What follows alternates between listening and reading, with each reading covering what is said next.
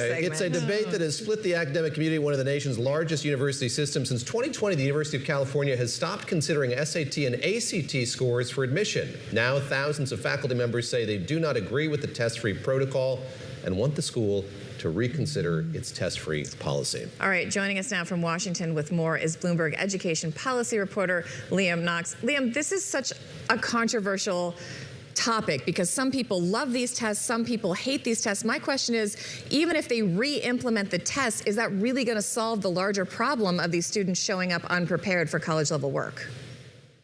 It's a great question, and one that's kind of at the heart of this debate, honestly. There are a number of other factors, as I think anyone who has been observing or living through the past 5 years with or without, college-age, high school-age kids would know. There's been the rise of AI use in the classrooms.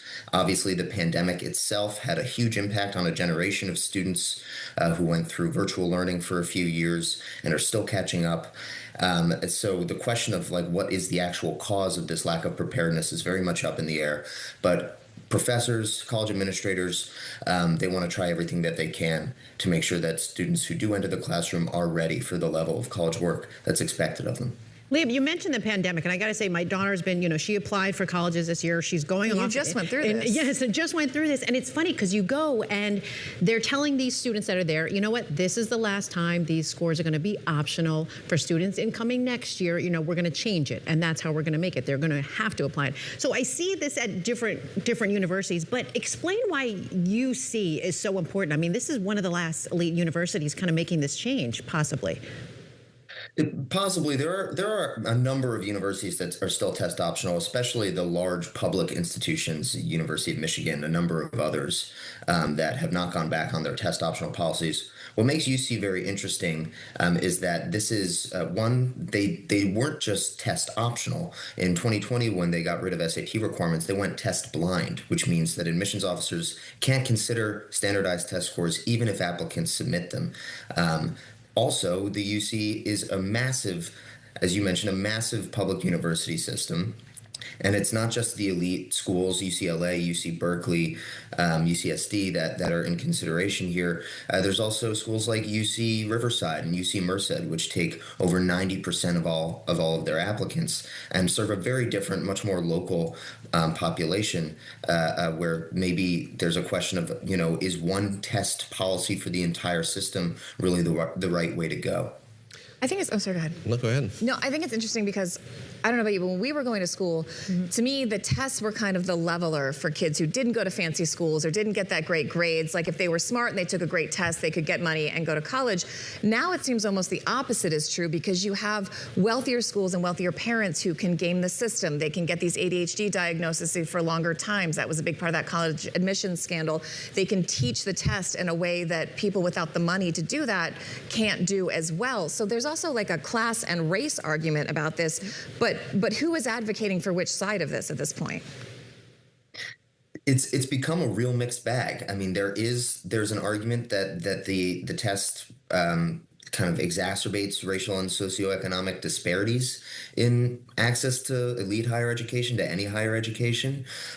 You mentioned, test prep. That's an expensive thing to pay for, and it statistically really, really helps increase students' scores.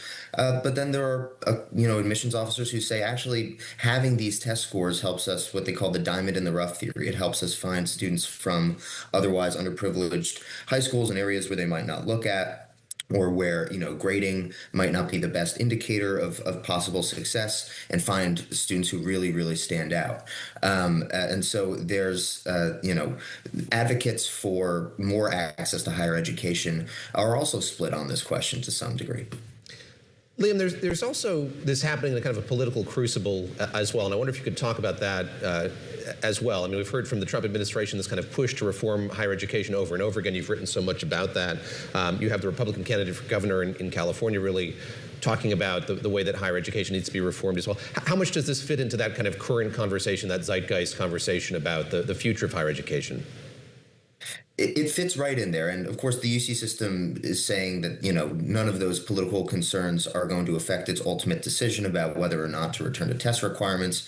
But this is a question that looms large over the UC and over all colleges.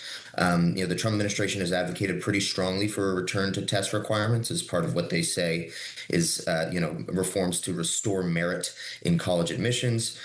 Steve Hilton, the Republican candidate for governor there, has echoed those calls.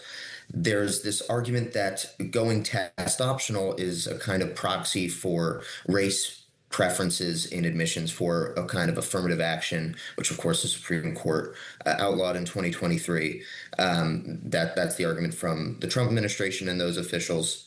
And so when a place like the UC, which last year, faced a funding freeze from the Trump administration of more than $500 million in federal research grants, is thinking about this question, it's hard not to see the federal government's and the political questions hanging over this as well.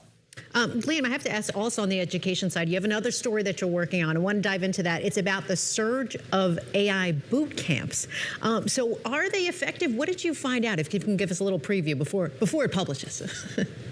Sure. Yes, it'll be out later this morning. I think the question of are they effective is very much up in the air, and that's part of the impetus for the story, right? It's that there's this real drive among workers, students, anxious about the effect of the technology on the job market, whether it's the entry-level job market or whether they, are trying to get back into the workforce or pursue promotions or a new line of work. AI is affecting everything, or at least that's what, everyone is that's what's in the zeitgeist.